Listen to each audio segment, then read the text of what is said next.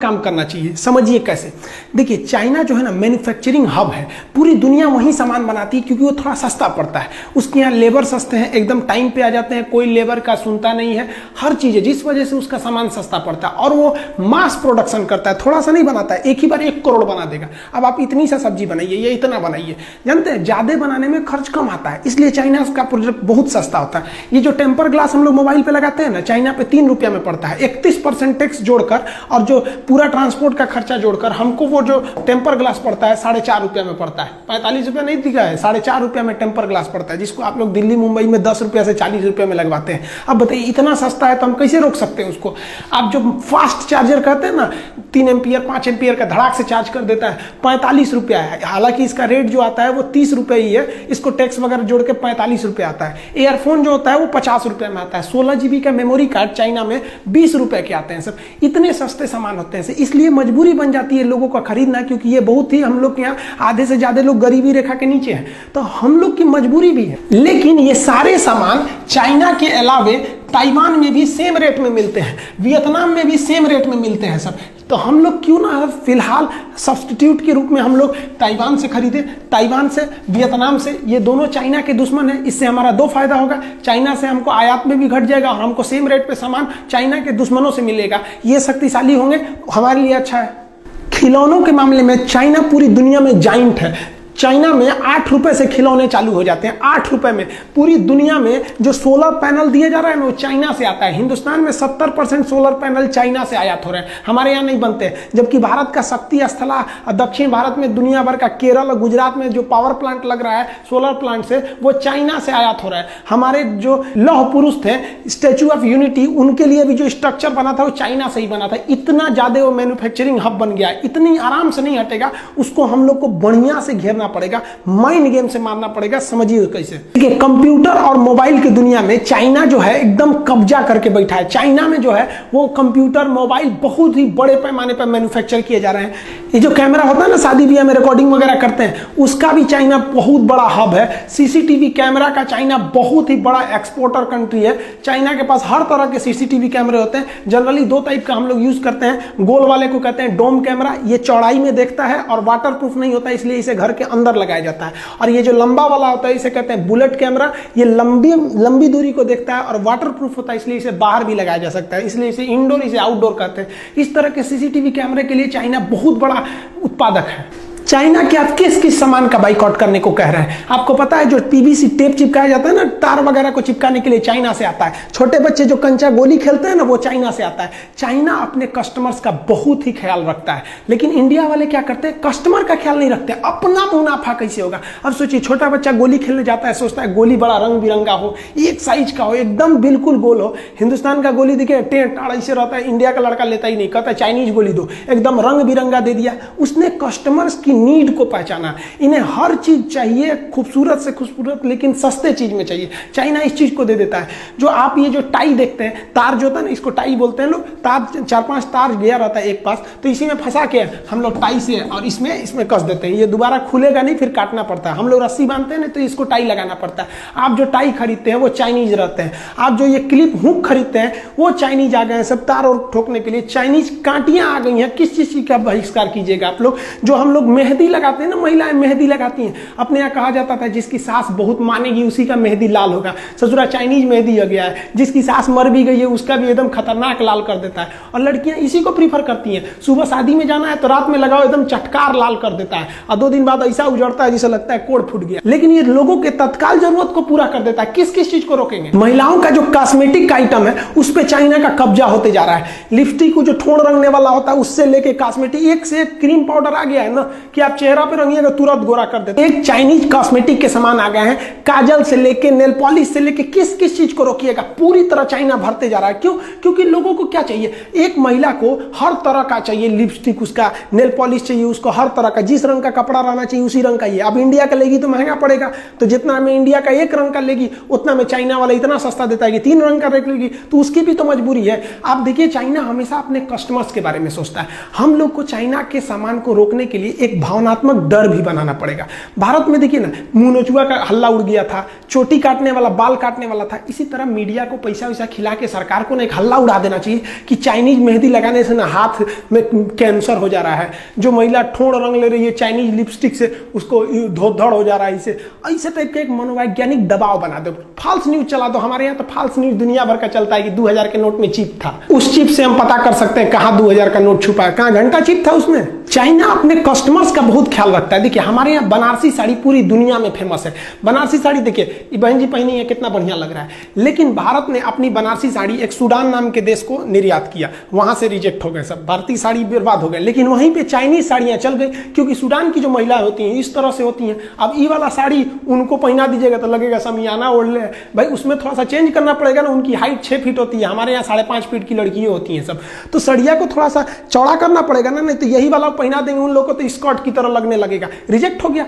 हम लोग कस्टमर्स का ध्यान नहीं रखते हैं, चाइना बहुत ही ध्यान रखता है। वो कोई भी चीज बेचने से पहले अपने टॉप ग्रेड के अधिकारियों को भेजता है अब पता करने के लिए कि पता करो वहां कस्टमर की डिमांड कितनी है, कितना पैसा खर्च कर सकते हैं। आप देखेंगे भारतीय टॉर्च इस तरह के थे, सजुरा में महीना में 50 रुपया के सेले लग जाता था, चलाइए तो फिर ढीला हो जाता था, चलते चलते बुझ जाएगा। एक बार हमारे यहाँ सांप निकला था, खोज रहे थे तो बुझ गया। यहाँ पे चाइना आया तो देखा लोगों की सोच कैसी है, तो चार्जिंग वाला टॉर्च लगा दिया, अलग से चार्जर नहीं, उसी में एक तो दे दिया कि भैया पीछे से चार्ज कर दो, आगे से फोक्स मारने वाला लगा दिया, खड़ा कर दीजिए तो इधर से चौड़ा रोशनी मारेगा, कस्टमर के हर एक डिमांड को पूरा कर दिया। वो अलग बात है कि अभी मोबाइल का फ्लैश लाइट इतना ना आ गया है कि अब टॉर्च धीरे धीरे विलुप्त हो रहा है। मेरा कहना है कि कितनी चीज को जोड़िएगा, बहुत से ऐसे चीज तो आप जानते नहीं है जिसको यूज करते हैं कि वो चाइनीज है। आप 2-4 चीज जानते हैं, एक तो मोबाइल, टीवी, ये सब चीज जान गए कि चाइनीज है, भगाओ इनको भगा देने से चाइना भाग जाएगा। नहीं, हमको ये मौका नहीं गंवाना चाहिए। भारत सरकार चाइनीज सामानों पर 31% टैक्स लगाती है। अब WTO थोड़ा दबाव बनाता है सरकार के ऊपर कि आप दूसरे के सामानों को आयात करने से नहीं रोक सकते हैं, आपकी पब्लिक रोक दे तो अलग बात है। तो इसमें हमारा काम है कि हम उसे रोके, लेकिन हमारी मजबूरी भी तो है, हमको उतना सस्ता सामान चाहिए। बहुत से लोग हैं जो नहीं अफोर्ड कर सकते हैं, जो गरीब लोग हैं वो मजबूरी में चाइना का इस्तेमाल करेंगे। उनको तो इतना नहीं पता है कि made in China, made in India कहां लिखा है, पढ़ने भी नहीं आता है। तो भारत सरकार को क्या करना चाहिए कि चाइनीज सामानों का जितना सब्स्टिट्यूट वियतनाम के पास है, ताइवान के पास है, उससे आयात करना चाहिए और उन पर टैक्स को महज 5% कर देना चाहिए, जिससे कि उनके सामान सस्ते लगने लगेंगे, चाइनीज सामान महंगा लगने लगेगा। इसके टैक्स को 31 से बढ़ा के 41 कर देना चाहिए ताकि इसके सामान और महंगे हो जाए। जो बंदरगाह है जहां से विदेशी सामान आते हैं, वहां अपने अधिकारियों को गुप्त रूप से ट्रेनिंग दे देना चाहिए कि चाइनीज सामानों को ना इतना ना टॉर्चर कर देना, उसको जो उड़ीसा का सामान रहेगा तो जम्मू कश्मीर भेज देना, आसाम का रहेगा ससुरा को लुधियाना भेज देना, इतना टॉर्चर कर देना। इंडिया को कह देगा भाई हमारे यहाँ यही सिस्टम है, ताकि उसको लेट किया जा सके। चाइना यही करता है अपने देश में, दूसरे देश की कंपनियों को घुसने नहीं देता है। और वियतनाम जो ताइवान से कंपनियां हैं उनको सहूलियत दीजिए, धीरे धीरे इंडिया के जो डिस्ट्रीब्यूटर हैं, होलसेलर, वो कहेंगे यार चाइनीज सामान छोड़ो यार, उन सबको ले आने में बड़ी माथापच्ची हो जाता है, उससे अच्छा ताइवान से लो जब सेम रेट में मिल रहा है, वियतनाम से लो सेम रेट में मिल रहा है। चाइना तंग आ जाएगा, फिर चाइना आप पे दबाव बनाएगा। तो चाइना से कहना पड़ेगा भैया साफ देखिए कि भाई आप हमारे देश में बेचिए, नो डाउट बेचिए, हम आपको 31% की जगह 25% टैक्स लेंगे, 20% टैक्स लेंगे, लेकिन आप भारत में कारखाना खोलिए। भारत में कारखाना खोलेगा तो भारत को बहुत फायदा, जमीन भारत से खरीदेगा, यहीं से ईंटा उटा खरीद के बिल्डिंग बनाएगा, यहां जब उत्पादन करेगा तो भारत की GDP बढ़ेगी, यहां के लोगों को रोजगार मिलेगा। क्या अपने यहां से मजदूर को थोड़ी लाएगा, ले आ दिया तो और फायदा। क्यों? क्योंकि जब आप देखिए पटना में लड़के पढ़ने जाते हैं, दिल्ली में पढ़ने जाते हैं, तो बाहर से जैसे लड़के आते हैं ना, तो वहां का मकान मालिक राजा हो जाता है कमा के, वहां दुकानदार, सबको फायदा हो जाता है। तो और अच्छा है ससुरा, चाइना से लोग आओ यहाँ पर, यहीं के सामान खरीदोगे, यहीं पे घूमो फिरोगे, और फायदा हो जाएगा। तो रोजगार वो यहीं से देगा, तो हमको और फायदा हो गया कि रोजगार मिल गया। और रोजगार जब मिलेगा तो हिंदुस्तान के लोग काम करने जाएंगे, तो उसकी टेक्नोलॉजी सीख लेंगे। हमारे यहाँ देखते हैं कोई हीरो होंडा की कंपनी में गैरेज में काम कर रहा था, 2 साल काम करके छोड़ा, अपना गैरेज खोल दिया, बहुत अच्छा है। चाइनीज कंपनी में काम किया, 2 साल काम करने के बाद अपना कंपनी खोल दिया। धीरे धीरे ऐसी टेक्नोलॉजी आएगी, चाइना ऐसे ही चुरा के लाया है अमेरिका से। इससे भारत के युवाओं में एक स्किल डेवलपमेंट होगा, और ये भारत की सबसे बड़ी कमी है। मान के चलिए कि किसी लड़के को वेल्डिंग सीखना है तो ITI में जाएगा, नहीं तो किसी वेल्डर के पीछे हेल्पर बनेगा। कोई ऐसी संस्था है जो केवल डेडिकेटेड हो वेल्डिंग सिखाने के लिए कि हाँ भैया आइए 1 महीना में हम आपको सिखा देंगे, आपको वेल्डिंग का सर्टिफिकेट देंगे? नहीं, उसके लिए 75 गो नियम कानून है। चाइना में ऐसा नहीं है, आपको जिस चीज का स्पेशलिस्ट बनना है आप वहां जाइए। लेकिन भारत में अगर आपको स्पेशलिस्ट बनना है तो या तो कॉलेज में जाइए, अगर अनपढ़ है मजदूर टाइप के हैं तो किसी किसी के पीछे हेल्पर लगिए 2 साल तक, अब धीरे धीरे सीखिए। लेकिन चाइना ने क्या किया, एकदम स्किल्ड कर दिया। किसी को पेंटिंग सीखना है, उसका एक तो कॉलेज है भैया, इसमें आइए 1 महीना में पेंटिंग सिखा के भेज देगा, सर्टिफिकेट केवल पेंटिंग का। हमारे यहाँ ITI, IIT, BE, BTech, MTech, lab मार डालेगा उसको पढ़ा के। जो चाइनीज ऐप हैं जैसे टिकटॉक है, वीमैट है, वीचैट है, बहुत ज्यादा 52 से ज्यादा ऐसे ऐप है जिसको सरकार ने बैन किया है, उस पर निगरानी रखने के लिए कहा है, अभी बैन नहीं किया है। ये अपना डाटा जो है ना उसको स्टोर करते थे चाइना में। जैसे मान लीजिए आप शादी में गए, कोई रिकॉर्डिंग किए, तो वो रिकॉर्डिंग कहाँ आता है, आपके मेमोरी में। हम ये यूट्यूब पे वीडियो बना रहे हैं, ये ना आपके मेमोरी में ना मेरे मेमोरी में, ये कहाँ गया, तो ये यूट्यूब के सर्वर में गया। तो भारत सरकार को भी चाइना के जितने भी ऐप हैं कहना चाहिए कि भैया तुम ऐप आओ, क्योंकि तो तुम तो है प्ले स्टोर पे, हमारे पे तो हो नहीं, आओ, लेकिन तुम जितना डाटा यूज करोगे ना उसको भारत में रखना पड़ेगा। अब वो भारत में रखेगा तो उससे भारत में भी रोजगार बढ़ेगा और हमारे डाटा भी लीक नहीं हो सकते हैं, और धीरे धीरे उसको दबाव बना के धीरे धीरे पब्लिक ही छोड़ सकती है, क्योंकि WTO के नियम के हिसाब से गवर्नमेंट किसी पे जबरदस्ती बैन नहीं लगाएगी। चाइना के सामानों को बाइकआउट नहीं कराना है, उन ससुरों को मंगाना है और यहीं बनवाना है। ऐसा दबाव बनाना है कि अगर नहीं बनाएगा यहाँ पे ना, डायरेक्ट मंगाएगा ससुरा पे 40% टैक्स, और वियतनाम और ताइवान के सामानों को प्रीफर करेंगे, और बनाएगा तो भैया 20% टैक्स। बनाओगे तो तुम हमेशा के लिए मरोगे, आप भेजोगे तो डिस्टर्ब होकर मरोगे। मतलब चाइना ना तुमको कह के लेंगे। चाइना में क्या होता है ना, वहां अधिकारी बने हैं, जैसे जिला की जिम्मेदारी DM की होती है ना, चाइना में क्या होता है, हर जिला में ना एक उद्योग वाला अधिकारी होता है, उसकी जिम्मेदारी है कि इस साल तुमको इतनी कंपनियों को यहाँ खुलवा देना है, इतनी कंपनियों को सुधार ला देना है, उसकी जिम्मेदारी है। और हमारे यहाँ किसी भी अधिकारी को कोई जिम्मेदारी नहीं, उसको डर और जरूरत है ही नहीं है। डर और जरूरत का होना जरूरी है। सरकारी नौकरी में हो गया, डर खत्म, नौकरी जाएगा नहीं, जरूरत खत्म, 1 तारीख को तनख्वाह आइए जाएगा। हमारे यहाँ इसे चौपट कर दिया सब हमारे यहाँ के अधिकारी सबको। आप जाइए ना भारत में, अपना आय प्रमाण पत्र, मृत्यु प्रमाण पत्र बनाइए ना, एक आदमी मर गया उस ससुरा का सर्टिफिकेट बनाने में 1 महीना लगा देगा सब। तो विदेशी कंपनियों को टॉर्चर करके रख देता है सब। इसलिए भारत में आने से पहले कंपनियां डरती हैं, जबकि जानती हैं कि हमारा माल भारत में इतना खप जाएगा कि हम कमा के लाल हो जाएंगे। लेकिन हमारे यहाँ के अधिकारी उनको ऐसा न रगड़ देते हैं कि बेचारे भाग जाते हैं यहाँ पे। तो भारत सरकार को भी ना अपने सुझाव में उनके सलाहकारों को एकदम ट्रेनिंग देना है, एक अधिकारी बैठा के भेजना है दिल्ली में, मुंबई में, जहां भी इंडस्ट्रियल हब है, कि हमको हर साल यहाँ 200 फैक्ट्री बढ़ जाना चाहिए, नहीं तो ससुरा गोली मार देंगे तो हम यहाँ पे।